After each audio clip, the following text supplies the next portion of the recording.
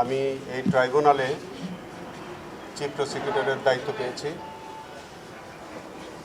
আমি মহান আল্লাহর কাছে সাহায্য চাইব যাতে এই ট্রাইব্যুনালের আমার উপর অর্পিত সমস্ত দায়িত্ব আমি অত্যন্ত সততা এবং দক্ষতার সাথে যাতে আমি পরিচালনা করতে পারি। আমি আজকের এই দিনে আমি স্বাধীনতার যে সকল শহীদরা আত্মত্যাগ করেছেন, যে সকল মা বোনদের ইজ্জতের বিনিময়ে আমরা স্বাধীনতা অর্জন করেছি, সকল বীর মুক্তিযোদ্ধা, সকল জাতীয় নেতৃবৃন্দ, সবার প্রতি আমি গভীর শ্রদ্ধা প্রদর্শন করছি। এই ট্রাইব্যুনালের দায়িত্বভার গ্রহণ করার পরে আমার কাছে মনে হয়েছে যে এটি অত্যন্ত গুরুত্বপূর্ণ একটি দায়িত্ব, যেখানে আমাদের জুলাই বিপ্লবের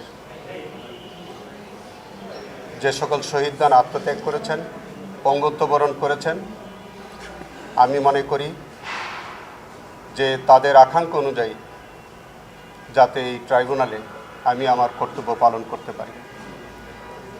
এই ট্রাইব্যুনালে যে সকল বিচার চলমান আছে এবং আগামী দিনে যে যেগুলো মামলা বিচারের জন্য আসবে, আমি সম্পূর্ণরূপে চেষ্টা করব যে আমাদের জুলাই শহীদদের আকাঙ্ক্ষার অনুযায়ী যাতে আমি ট্রাইব্যুনালে আমি আমার বিচার কার্যে আন্তরিক সহযোগিতা করতে পারি। আমি আমার প্রিডিসেসর যে চিফ প্রসিকিউটর জনাব তাজুল ইসলামের প্রতি, আমার বন্ধু, তার প্রতি আমি গভীর কৃতজ্ঞতা প্রকাশ করছি।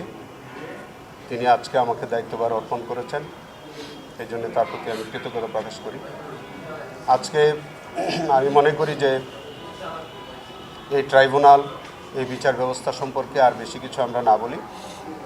যেহেতু আজকে আমি প্রথম আসলাম, আমি দায়িত্ব পেলাম, আমি এই ট্রাইব্যুনালের সমস্ত কার্যক্রম আমি দেখব। নিশ্চয়ই আপনাদের সাথে বারবার দেখা হবে, কথা হবে। এই ট্রাইব্যুনালের কার্যক্রম নিয়ে আপনাদের সাথে আমরা বারবার মুখোমুখি হব। আমি একটা কথা শুধু বলতে চাই, এই ট্রাইব্যুনালে যে সকল অপরাধীরা বিচারের সম্মুখীন, তাদের জন্য সুস্পষ্ট মেসেজ যে যারা কোনো অন্যায় করেনি তারা কোনো হয়রানির শিকার হবেন না, অন্তত প্রসিকিউশনের মাধ্যমে।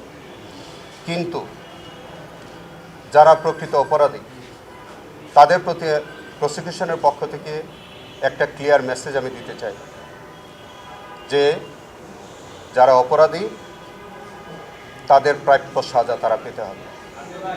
এটাই হচ্ছে আমার আজকের দিনে এই মেসেজ। এবং এই বিষয়ে আমার পূর্বতন প্রসিকিউশন টিম যেভাবে কাজ করেছে, আমি একইভাবে কাজ করব এবং আমি আমার দক্ষতা এবং আমার মেধা, জ্ঞান সমস্ত কিছু প্রয়োগ করে আমি আরও দক্ষতার সাথে এই মামলাগুলো পরিচালনা করতে আমি চেষ্টা করব।